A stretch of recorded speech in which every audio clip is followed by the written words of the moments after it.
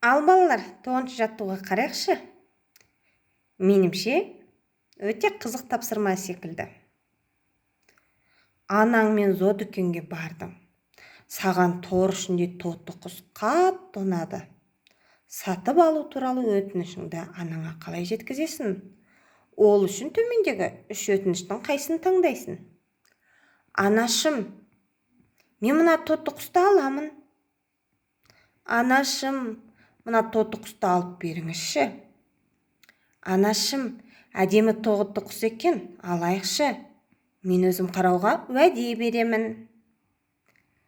Әркім өзінің анасына қалай жеткізетін таңдап дәптеріне жазсын. Ал енді балалар, ол тапсырманы орындап болған соң 10-ші жаттығуды қарайық. Көркемдеп жаз дейді. Көркемдеп жаз дегеніміз сызықтан асырмай,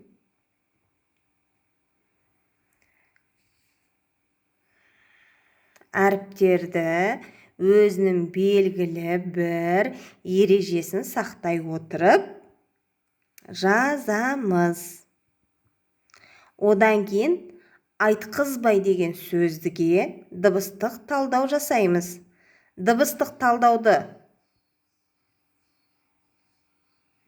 талдаудың ережелері: бірінші, буынға бөлеміз.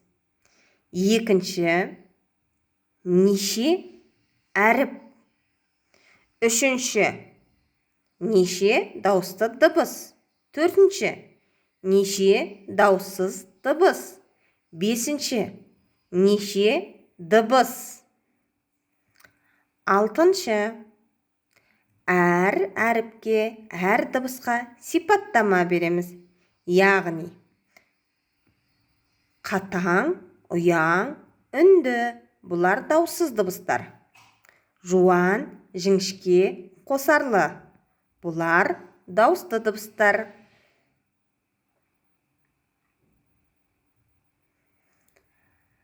Балалар, осымен бүгінгі қазақ тілі сабағы аяқталды. Келесі кездескенше сау болыңдар.